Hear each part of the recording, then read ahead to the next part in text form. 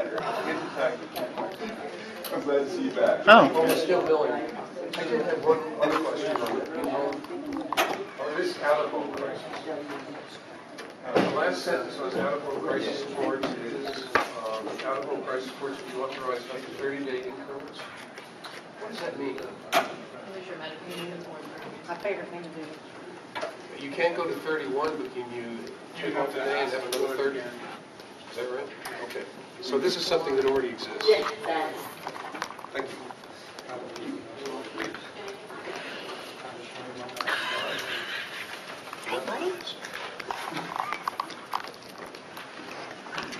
Oh, I guess Ellen left. Huh?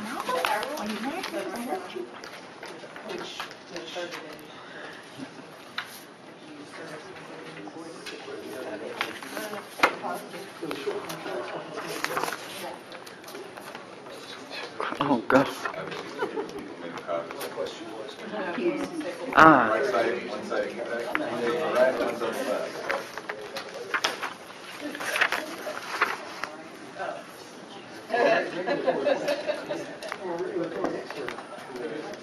Another question.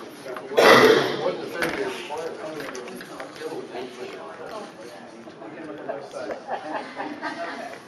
Hallelujah. Right.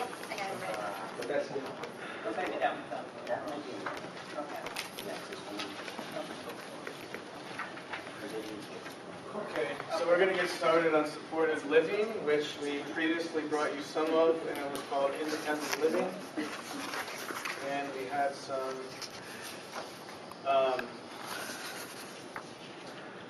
feedback that it didn't really make sense to call it independent living, and then we kind of agreed with it. Let's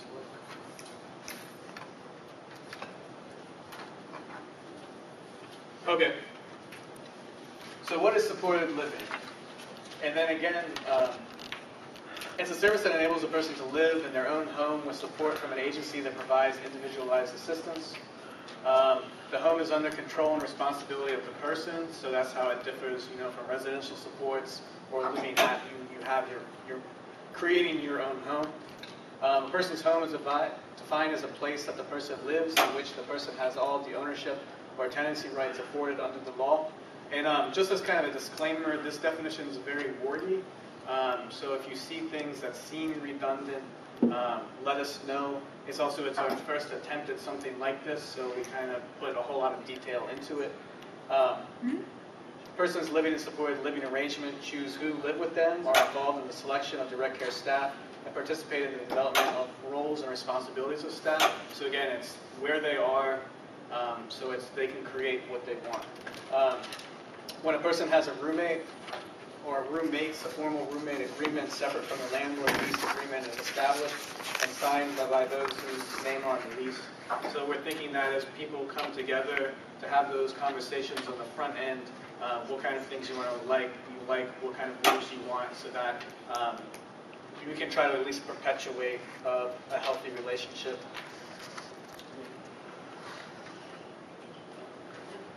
Okay. No. So what is it again?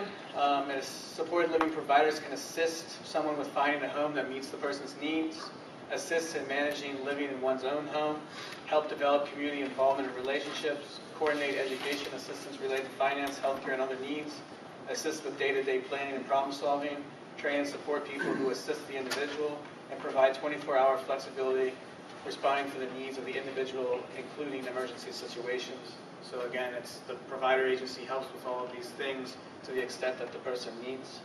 How many people can live there?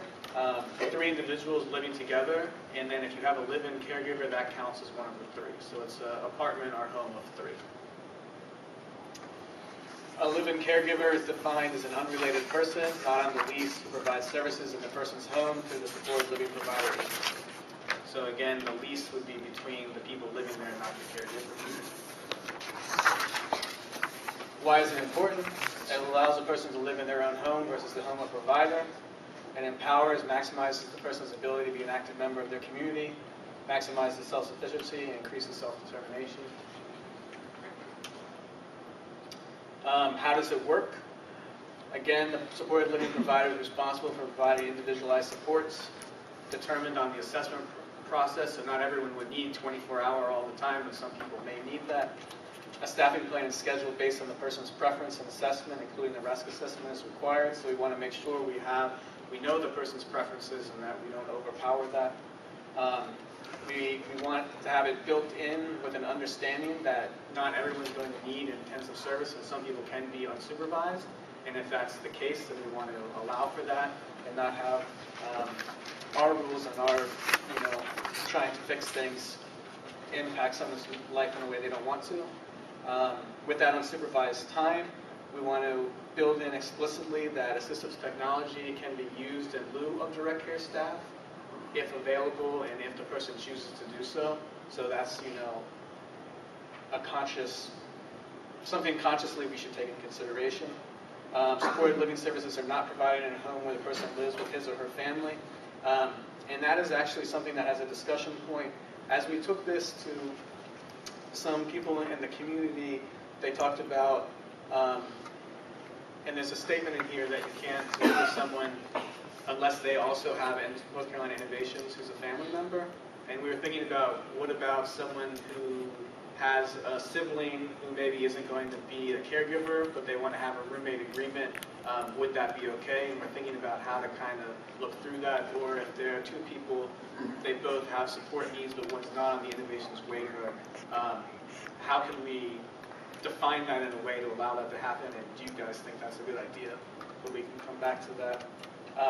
And then the direct care staff shall not be members of the person's family. Where can it be? The home of the person or the community. So again, it happens, in the community or at the person's home. Who provides this? A direct support professional provided by the supported living provider. And then someone who has a supported living arrangement, because we want people to become more independent and have that opportunity to be more independent, they would be very involved in the selection of staff and participate in the development of the roles and responsibilities of the staff, so it's more open to what the person actually needs. That's kind of redundant to what we talked about before. And then this is the part about a sibling or family member that has a disability, is not on Innovations. What do we want? How would we allow that, I guess, or is that a good idea?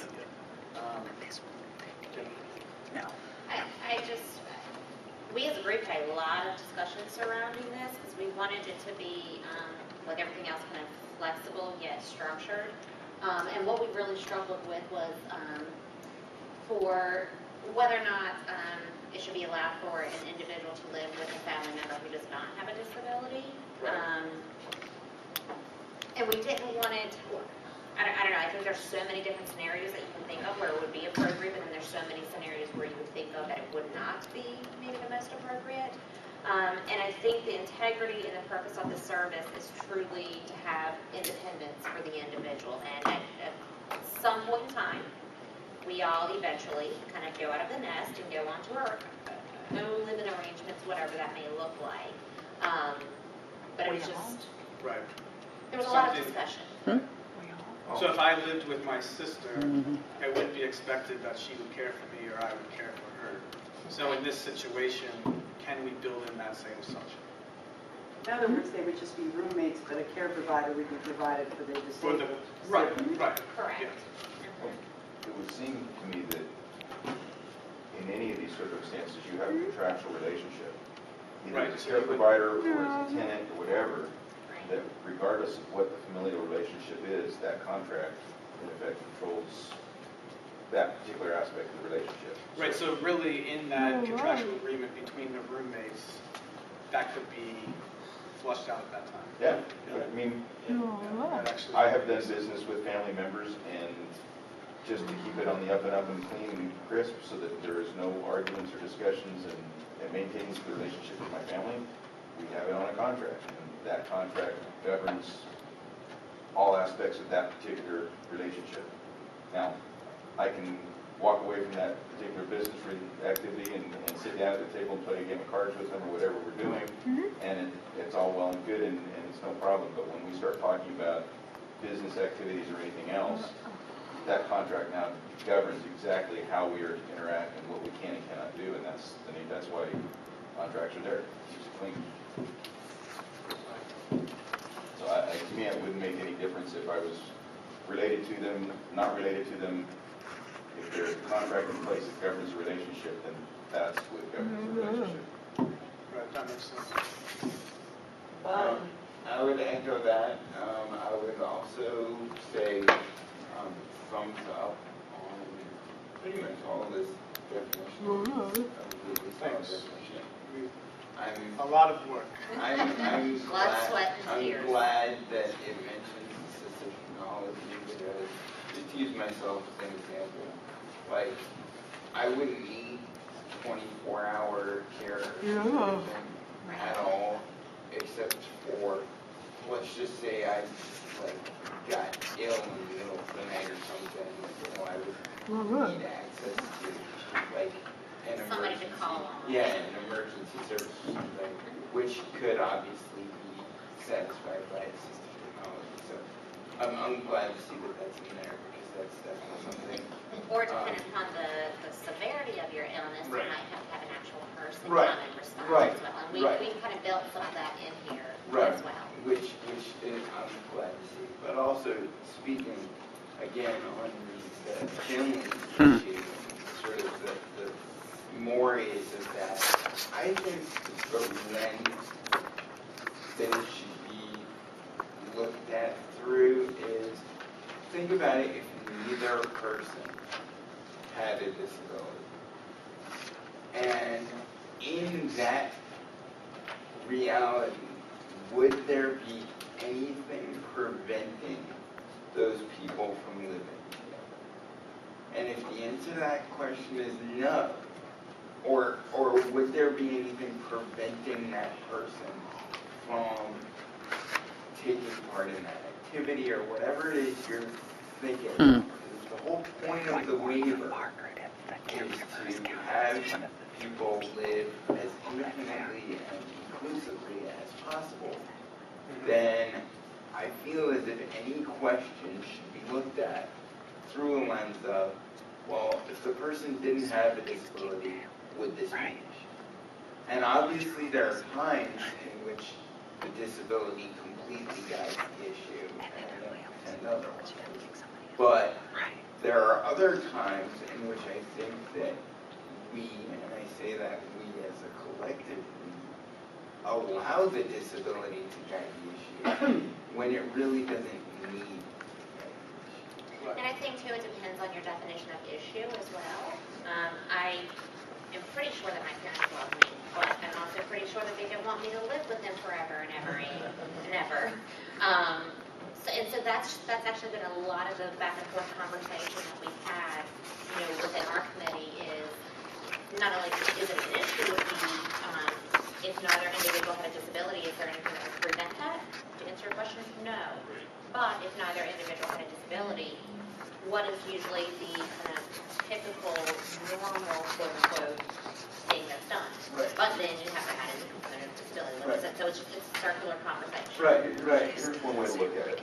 There are a number of people in this world that have mother-in-law apartments, either separate or connected to their partner. That, in one case, because I have had it and probably will soon again have a similar type of situation. I can rent that to anybody I choose for as much. I can do it for $1 a month. I can do it for $1,000 a month. It's whatever I choose to be. And if a tenant will pay that amount, that's between me and the tenant. If I set up a lease agreement that says these are the conditions by which you can live here, you will pay your rent on the first of the month. This is what the rent will be, and we both agree to it. Now we have a valid contract. If my son, which in the very near future will likely be the case, because he needs a little extra support, just because it's close by and I don't have to drive 10 miles to go help him out. If he wants to live there and he and his wife are good with that, then I will have a contract with him that says this is what the rent will be and this is when it's due. And in spite of the family relationship, he lives technically on my property by all accounts. And if he needed home health, he'd be able to, But at the for same, instance. right, but at the same time, I'm not going to govern his affairs. I'm not going to tell him what to do or how to spend his time and when to come to bed and when to get up and when to go and whatever else to do. Well, you're like my mom then. Well, I expect to probably be around the refrigerator, but you get my point. At that point, it is now a business relationship that's governed by a set of rules, and as long as those rules are clear and it's agreeable by both parties, now we have a contract, and that is a very real scenario, not just for me, but for a lot of people. Does somebody else here have a comment at the table? No? Okay. I was going to say, I mean, technically speaking, there are already siblings living with folks on the innovations waiver if they're residing with them. Is this now going to preclude them from being able to live with their siblings unless it's under this type of? No, this would just be for the this would just be for the This would supported only living, be so in order to supported take living this. versus like the proposed home supports or the current definition, which is, Right. Yeah. Right, yeah, this would just be to live in your own type of home, where you're on the lease or the tenant agreement. Now, if you have a legal guardian, which is your parent typically in these situations, is that going to affect this relationship at all? Because then it's the parent really in the relationship with the other sibling on the lease. What do you mean, parent? Well, if the parent is the legal guardian, then if you have a lease, doesn't the legal guardian has to sign the lease? But the legal guardian's not living in the home or Right. providing services, they're just signing the lease The on lease. behalf of the Correct. recipient. They're just kind of like co-signing for I don't think so. They have to get the legal signature. Well, so like you said, if you, in those situations, we would have to look into maybe like a cosign. Maybe we'll be explicit to allow for that, you know. Because the. So typically, it's still that it be, doesn't it get would still stuck. be, the lease would still be essentially in the name of the individual. Is that kind of? yeah, I just want to make sure that that individual, because, and I know we can't protect for everything, but if the person is the legal guardian, and then that person really doesn't want to live with their sibling anymore, but the parent says, well, I signed the lease, but I think we can't, Especially if it comes to breaking a lease, for instance, Right. where I'm the individual living there and I don't want to live there anymore, and I completely understand that I'm going to be breaking my contract, and it's going to result in X, Y, and Z, but my mom, the legal guardian, is the one who signed what rights am I afforded to be able to make my own decisions and still follow through with breaking the lease. Right. So I do have I guess what I don't understand is why we would want to get into all of that in the scope of a definition around, I mean, there's so many different scenarios that can occur in living arrangements. There's so many different kinds of people you can live with, might have this or these. Then you could get into, well, who's responsible for, you could have a definition that has such great scope creep that you get into how much of the percentage of the SSI of this one versus that one goes to pay for this or that or the other, and who got what share of the light bill, the cable bill, and this. This could kind of get kind of crazy with people, and it really isn't the business of any of the parties involved other than the two that sign it up to give that. I wouldn't see, at least from an MCO perspective, us wanting any of that in a definition, because then it becomes something we get to the opportunity to police about people's lives. And I don't think that's something that people's lives want us policing. But so, As a system, as a governmental entity, as DMA, I just don't know why any of that belongs here. I think it's educational. It's something that people who are entering into, just like when I rented my first apartment and I couldn't break the lease when it was roach infested, I need to understand that. I'm talking stuck somewhere that's crappy. I need to understand that as a renter, that if I don't have renter's insurance, what the implications are for me in that. And I don't know that we need to get into all of that in the definition. I don't understand why we would. If I'm going to live on my own, there's a reasonable amount of responsibility that goes with that. If I need support, I need to make the choice about who's going to do that. I might want to go to a provider agency that understands all those rules about leasing and renting insurance, you know what I'm saying? But I don't think that needs to be spelled out in the definition. Okay. Because then it becomes, I mean, so what in the world, way did you audit that service? Now you're gonna tell whether they got it or they didn't? I mean, all this kind of stuff seems like way Yeah, I don't- overreaching scope. So does that make sense to you, to your point? Yeah, Yeah. yeah, that's But anyway, fine. I I just could want, just you know, see someone you getting can't stuck in control the- that, unfortunately. There are gonna be people who. Stuff's gonna happen. That's a legal question. No matter how you write it, stuff's gonna happen. Okay. I think that there's, the things that need to be in there are, they need to be adults. Yep. They need to be no more than 3 individuals. And that's because of statute, is that That's right? Just because for of clarity, I statute. mean, Yeah, no more than 3. no more than 3. So any other comments on this definition from the committee? Yes, sir. On the 3 issue, I thought it's probably back before Christmas, I thought we reached a general consensus that we would seek 4. That's for group homes. Just for group homes? That's for licensed facilities. This is an unlicensed facility. This is an It's a apartment. home, it's a person's individual. All right, that clears up, thank you. So the only other thing I have, I'm sorry, is that it seems to, and maybe I missed this when you were talking about it, it jumps between the word supported living and independent living, and maybe there's another kind of living described here, so it's not consistent. It should all be supported living, I thought I got the Well, so independent living is all over the place in this thing. You know, the person's living in an independent living arrangement. So that's, it's in the second paragraph, it's all over the second paragraph. Okay, All well, over I'll the fix paragraph that. after the dots. I Yeah. mean, so we're not talking independent living, the whole thing should say supported living. Everywhere it says independent living, should say And it supported used to living. be called independent living, Right. and then it switched to supported living, which is why there's still some Yeah, old so it's, stuff. yeah. Yeah, but I'll go We'll get do that. we'll do a search on that. Yeah. And just going back to the comment he just made about the 3 versus 4, I just want to throw out there, you know, a lot of the university apartments now are a suite of 4. I mean, I don't know how the lease arrangements is, if that's just one person on it, It but a is- lot, the way That they, usually is just one person. okay, I just want to make sure that you would preclude people from being able to live in those type of a living It's situations. going to depend on, looking at the statute, it says living together, so I think I would probably have to, Well, there's usually shared, like, kitchen, in those new university apartments, I mean, there's a shared common stuff, your bedroom's the thing that's separate, and bathroom typically, and I so, would say that that would be a living Living. together. right, So you and that would be looking at- 4, not 3. There's different size ones. And who's required to regulate that? DHSR, right? In the It's not joint licensed. I'm gonna look it up. Hmm? I'll look it up. Yeah, yeah. I mean, is it the MCOs required to regulate that? This thing that Deb's talking about, you know, How this many board people is live in living the together, home. or isn't living together, which is, you know, who regulates, We'll who's the need to, regulatory? we'll need to check. Because if it's DHSR, I mean, I want to make sure the MCOs aren't getting into scope creep, something that's DHSR's domain. No, absolutely, but we'll have to check, because Licensure requirement is for Is it provided? two or more adults receiving services, I think is the phrase, would require licensure. Now, there's some exceptions for that, but definitely need to be sure that that's. I don't believe it requires it when you own your own home. If it's her home and I'm gonna rent from her, I'm in her home, maybe it needs to be licensed.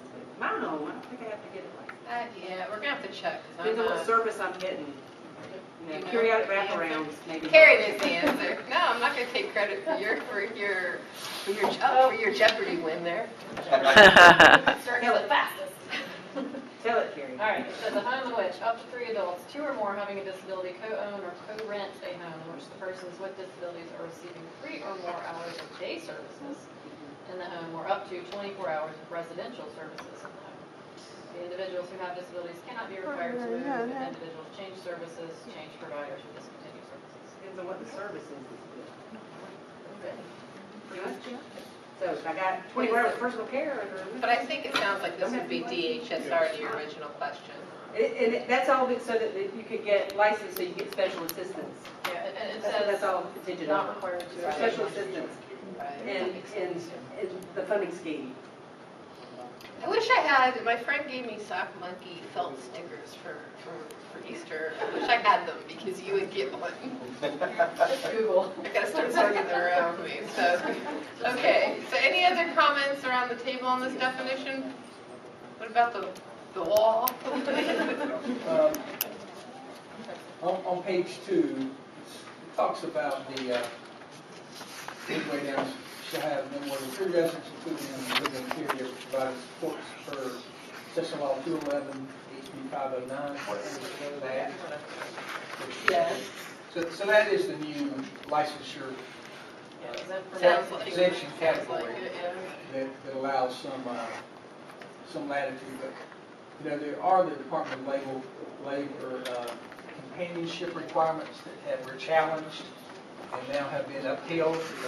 Allowing the companionship exemption probably is going to impact that, but the, I guess, employer record would have to do with all of that. So, but how that goes will have an impact on how this goes. If you have to tell that person time and a half, Right.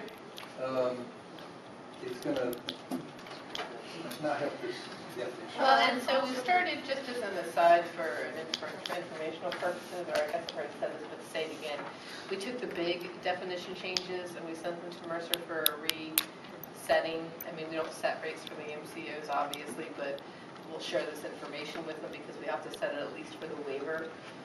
And I think we're going to go back after the big ones, the big ones requiring a lot of changes because we put in the definition, for instance, that's going to require a big rate overhaul. And we'll go back and take a look at the ones that are, we're just going to look at, you know, minimum wage and staffing competencies that we might have to raise for that purpose.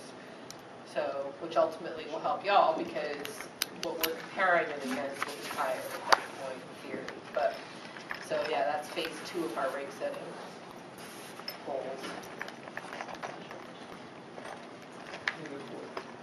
Deb, will this apply to HCBS? It is not a licensed facility. It is for deployment. So the individuals are going to have leases and it's going to be their home. So I don't think we're going to stretch into HCBS territory unless CMS comes back and says phase 2 is now we're going to. I just want to be sure. You probably are going to wish you hadn't said that out loud. You have to say them their names 3 times for them to So we can't say that word again. All right, so let's move on So because I just have one question with the staff qualifications. So, you know, I know the intent is to have a really non-restrictive setting and to have different settings than licensure requirements. right. But when you look at on page, I guess it's 3, of staff qualifications, some of these qualifications get down to where they are fairly restrictive, and you might not require all of these things for someone living in a non-licensed setting in their own home. Well, what would you not require? Well, one of the things, and it's Carrie's thing, I'll blame it on her, but Every time. it has been discussed every time this stuff comes up about the requirements for CPR and first aid, and whether that would really, if somebody is doesn't have any medical concerns, Required by the state. It is Absolutely required. under the mental health rules. it's required by the state. Right. So, where you talk about it is when you're having meetings with the state. Right, but this would not be, we would have to put this in for now, I guess is the short answer. I mean, it may be something that we need to look at with the mental health, with the Rural Commission, thank you. But it's not gonna happen by May 1st. I understand. But is anybody here from DMA? Oh, Josh would be happy to take that back for you. Because it's your commission, actually, it's your commission. Yeah, we can look at CPR first aid as a requirement for direct care staff. I think it's a question that you've got people on both sides of that. You come to every round of the waiver, Right. generally around, that's going to just be part of the ISP. Yeah, I mean, I can certainly take it back. I think it's going to be hard to eliminate that as a qualification. I'm thinking that just as general best practice, you'd want a person who could provide CPR first aid until emergency services arrive if there's a situation. Even if no one has a history of medical concerns, if they choke I on a was hot voting dog. for Carrie. Thanks, Bob.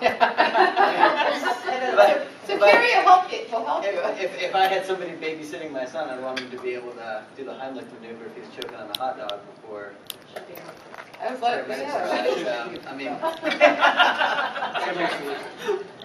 And I think it says that one person, Just like so in the if state the carrier- definition, it's one person in the air, somebody at least one person, and then when you get into a family rent situation, there's 3 people there. But, you know, as an agency, but the innovations waiver specifically says every single person working with an individual, even in the day supports definition, when there's multiple people who may be in the area. And I think that's where some of that comes into play, to, you know, that we don't send somebody out into the community who's not been trained, you know, because there's not going to be other people. Well, and every around. agency I've ever worked, I mean. You're going to have fire, people. But, I Might as mean, well I do it just. with everybody if you're doing it with some Right, people. but if it's something, you know, it just, I hear you, and DMH has now heard you, Yep. so, anything else on this one? Did you raise your hand?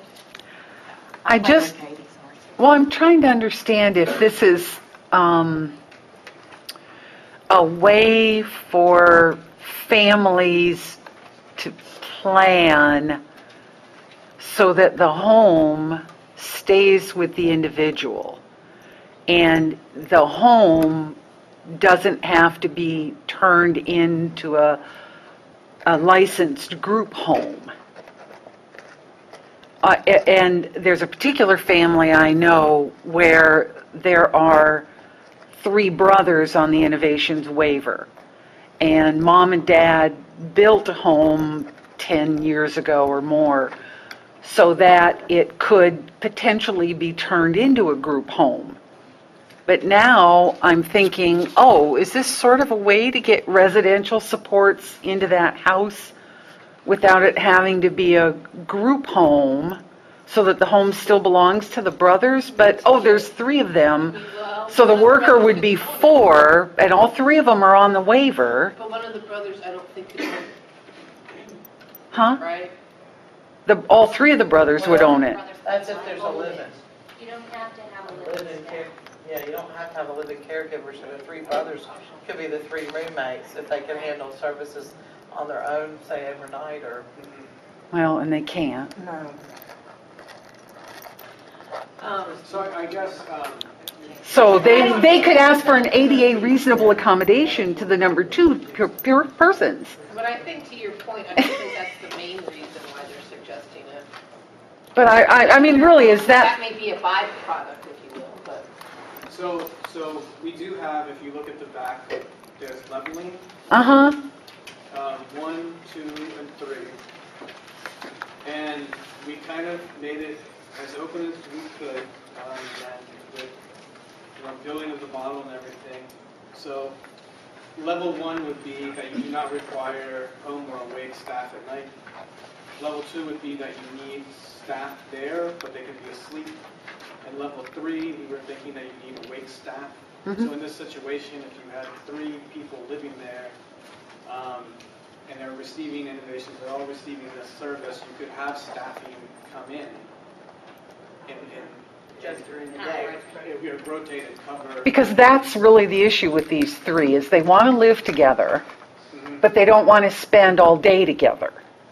So their day activities, and for them, day activities include going to the local high school basketball games at nights on weekends.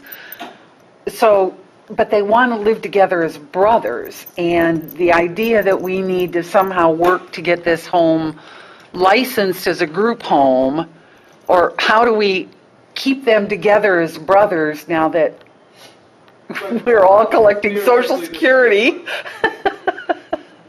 Theoretically, this I did have a question with regard to Okay. those levels.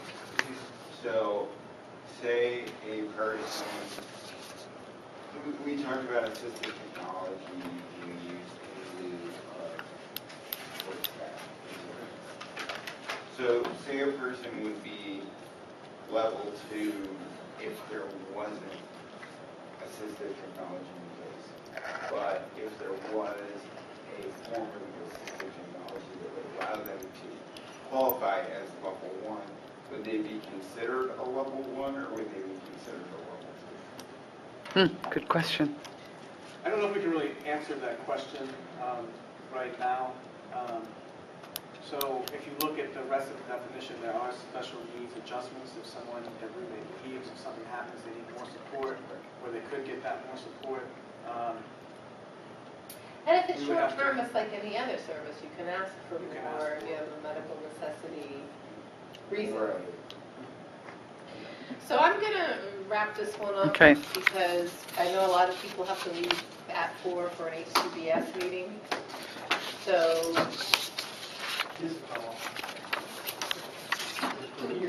are y'all all on the call? Y'all all on? Well, that case, Okay, so the next part is just kind of like some quick kind of points with the utilization policy and let's see. And basically they're not, it's not too specific. But we've been going through the policy 8P and just trying to figure out where all of us may get stuck with kind of older ways of thinking and being more harsh on the front end to try to address that as we go through. And it's been a really good process because we can kind of see where we're getting stuck. And if we're the ones kind of coming up with these concepts, we know that other people definitely will get stuck. So this is not really the language that we're suggesting to change, but kind of conceptually. So as we go through, and we're looking at the clinical description, we talked about that your CIS isn't the only thing, right? So we're putting in that that's looking at the support needs, health and welfare, and then that interacts with that clinical description or how that CIS builds it. So we're explicitly trying to figure out where to put those types of items in, and we found a few places and constructed a few things. We're also, the clinical description is the guide, and if the individual requires more support to meet the needs, be it clinical or non-clinical, then all supports and services should be requested or submitted for review. So just to kind of hammer in that we want to do that. And again, these are just kind of quick points, and if you have any questions, let me know. For reflective analysis, we're also looking at, we've talked about we don't want it to be built on the medical model where someone's constantly acquiring skills. So we're building in that we're going to look at quality of life assessments, preference assessments, functional skills, or some combination to show that the progress isn't just, going in an upward trajectory. And then those assessments wouldn't necessarily be needed for plan approval, but we will use those assessments to inform the goals in some fashion. So that's a point. who would be leading those assessments? So at this point, what we're thinking is that the people, did I go backwards? Is that the provider agencies will be using whatever they feel like would be their valued assessment to then inform it. They're not mandating. You're not mandating it. All right, so there's not going to be any consistency across the state in regards to reporting? Well, this is a little bit different. This is looking at someone's quality of life and what their skills are. So what we thought about and we talked about last week is that there might be a package of assessments that are normed on people with intellectual disabilities or something like that, and then the provider agencies can choose which ones they want to use. But it wouldn't have to be uniform. Everyone's using this. Everyone's using CQL or something like that. If that makes sense.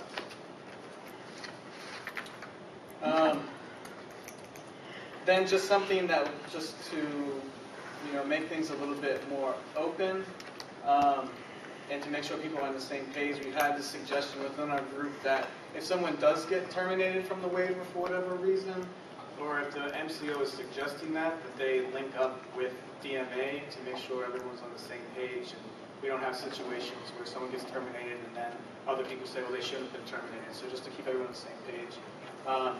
And that, I don't know if that'll necessarily go in the policy, but it's something that we've been talking about to try to fit in.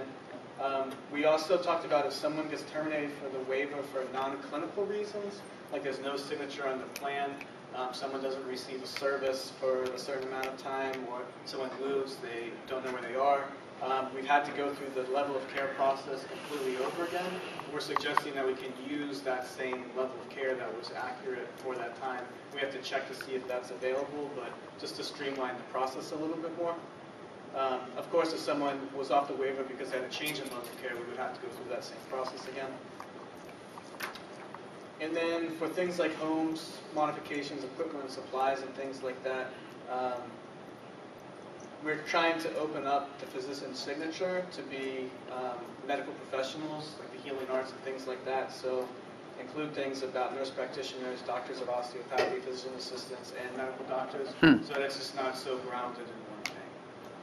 You think that can happen across the board in Medicaid? So that somebody other than an MD could order DME, for example? It may be able to. We'll look into that. We But have to talk other- to the policy owners of that, but I don't Yeah. see why we can't at least approach it. Because And the many other physician states do this, so- assistants are big extenders right now, medical doctors, but they're not able to write for the innovations waiver people, they're not able to Right. write orders for anything. Can you take a look at that, It Doug? would be really good if. Because that makes sense. My doctor writes that, or my PA writes that kind of stuff. They can write prescriptions for medications, but they can't for equipment. So Right. Yeah, that's a great. But so, we're going pretty fast. Does anybody have any questions about anything up till now or comments? So this was just, we're actively going through as we find things. I mean, it's an interesting process to think about being softer on the front end. So we're really trying to, It's going to be a culture shift. right, and try to figure out where we might get stuck. Where we might get stuck. So, Can I ask a question about the non-use of services? yes. Has there been any discussion regarding if it's not to the kind of fault of the individual? Like, for instance, we have a very rural population, rural area where we are, and so if somebody goes without services for more than 30 days, it could simply just be because they live in the Outer Banks, for instance, and people can get paid so much more being a waitress than they can providing one-on-one services. And so providers really struggle with finding workers, but that does not mean that the service is not medically necessary. That just simply means that there's not a pool of applicants. We can look into that. Was that it? That's it. Oh, my. So, then. I didn't know he was going to be that fast. Was there anything about any other definition that didn't get said today that you want to bring up? No? I have a question about the, and I can't remember the service definition, the specialized consultation. What specialties does that include? We can give you a list. I can't. Does it change? As it would, so for that behavioral aspect of it, we were allowing. Does it include nursing? And if so, Does why not? specialized consultation include nursing? And if so, why not? It does Good question. not, but I mean, if we're trying to create a community system, I mean, I go back to the earlier conversation today about the, we make exceptions for people that have Behavior. behavioral crisis. I think we have people also that have medical crisis and they don't need to go on an ambulance. They don't need to go to the hospital. If they had some medical consultation, it might be able to keep them in home and just, why not, is, I guess, my question. we need to make sure we don't go over the line into other services. So if it's something that would be done by home health, or would be done by private duty nursing, or would fall under one of the other policies in Medicaid, we can't unless we do some sort of extended state plan, and we can only do that for adults. So, for example, a person that had medical need, they would be able to access private duty nursing under regular Medicaid.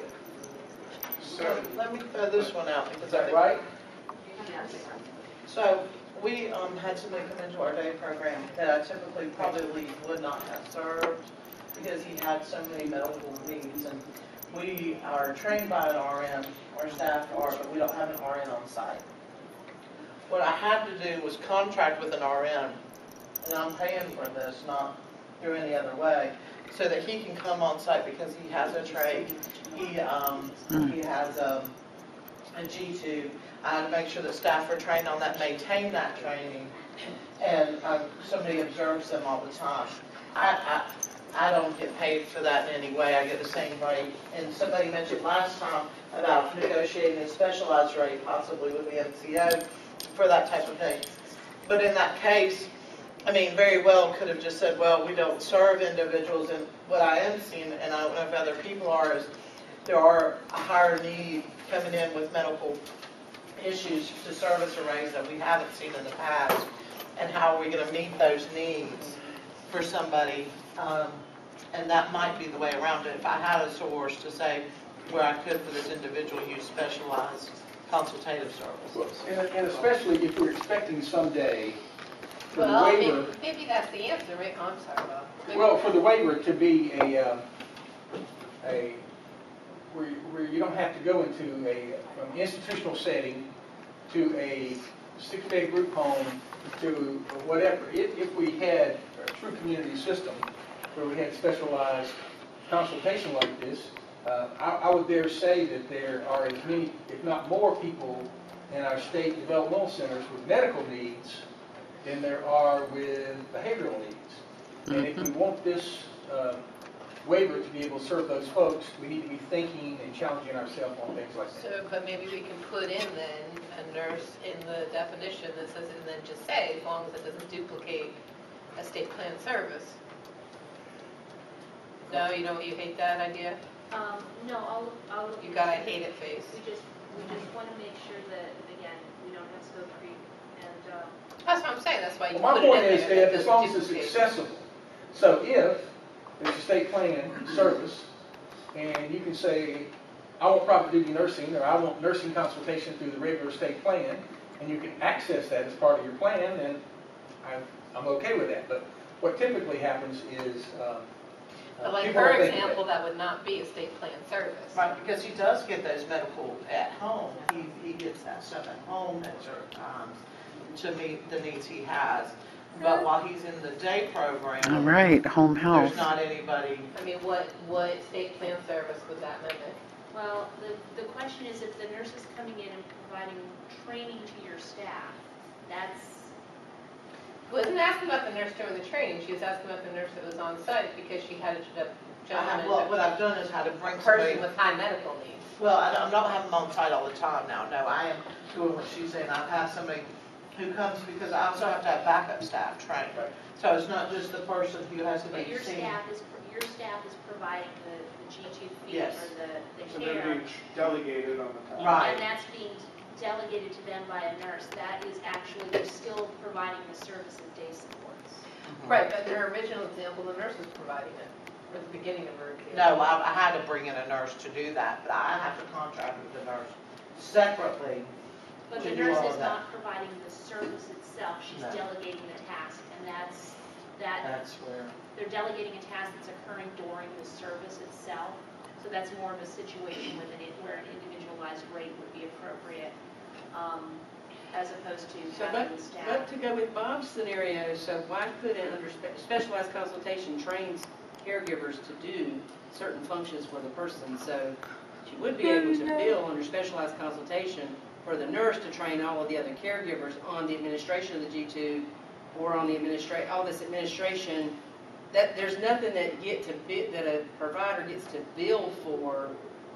And it's not, I don't believe, included in the rate, although I've never seen the rate setting documents related to specifically, what happens, and to your credit, you are accepting that type of individual, but a lot of day programs will not accept anybody with a G2, anybody that's got a trait, God forbid, that's even worse than a G2, because how do you train that staff to do suction, to do all of those, and it does require an RN level person to do that To training oversee it. and to oversee it, which could be billed as specialized consultation.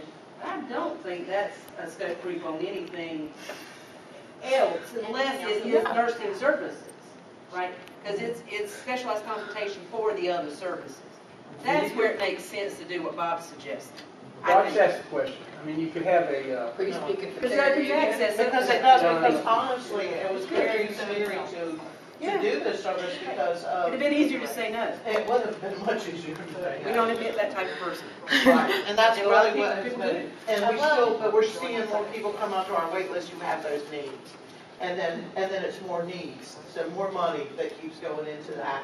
And while, there's a point you keep doing that. That's right.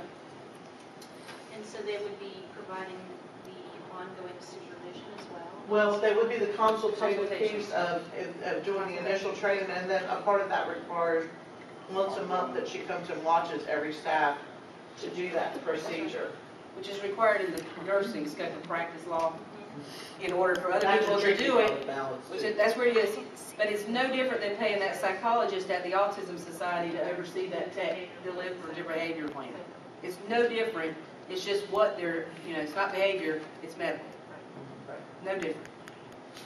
And it might make it where providers would be more able to accept that type of person, because it's really about all that's involved. Right, because typically I had to, and thank God the person who's the nurse is somebody the family had worked with, who was being paid, that nurse works with that individual at another time, knows the individual well. So, yes, but the other nurse I was contracting with wasn't comfortable even training our staff to do it. Right, yeah. So Because Kenneth they're all- assures me that he will take it back and see what can be done to take a look at that. Some of Because it it makes could fall perfect under sense. I mean, intensive. according to Kenneth, who is a nurse, nurses should be doing everything. some of it could fall under, you gotta have a licensed in-home aide, and a licensed in-home aide has to be supervised by a nurse. I'm not talking about that. I'm just, if you're gonna have specialized training, we ought to look at that. Yep. Good recommendation. So going once on anything, open discussion? Just to recap, we are meeting next week. Yes, ma'am. And we're gonna come back, you're gonna send out these definitions on Monday, Tuesday-ish. He's gonna send out everything that He can on is, Monday. that he can on Monday, and the rest of it on Tuesday. And then we are to get some feedback for you coming back in on Friday. Yes, ma'am. And what else? That's it. And That's our then last let's- chance.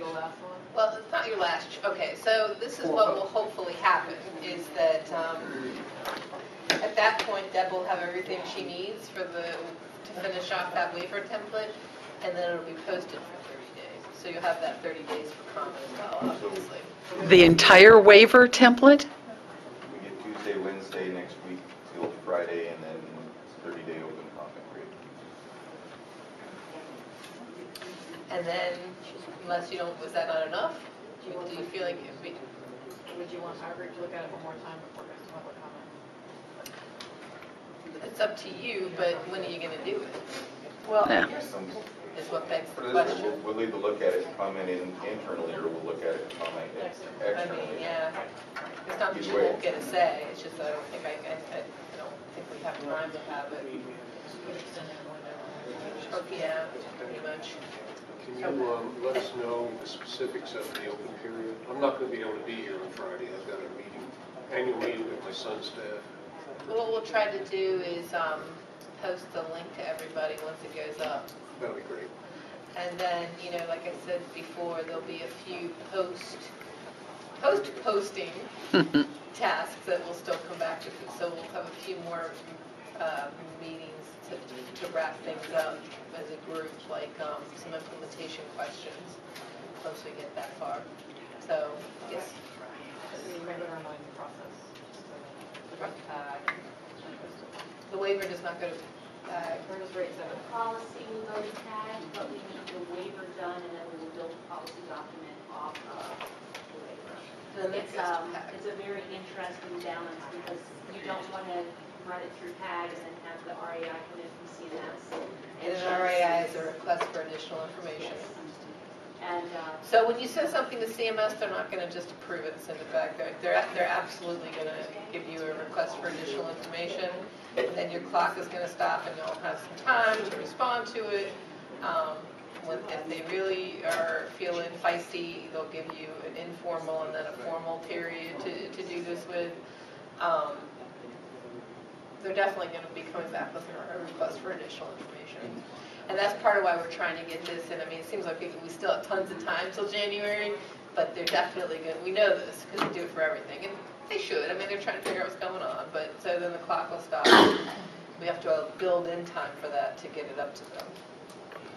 So everything we get on Monday, Tuesday, will be all the things that we talked about that we've given you feedback on that have been incorporated, so we're seeing those final documents. Before they go out. I don't know where I was recently, someplace where I was hearing from somebody from CMS basically saying, just as the process, people, all the states are turning their stuff in, and we're looking at them and smiling, saying this looks good and sending it back.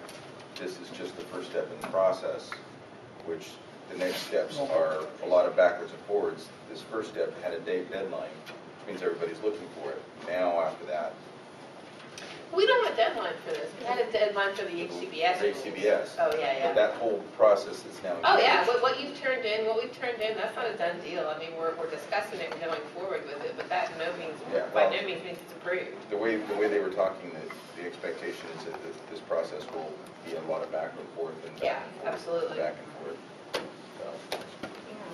So is that it? Yep. No, I have a question for you. Oh, okay. Yeah,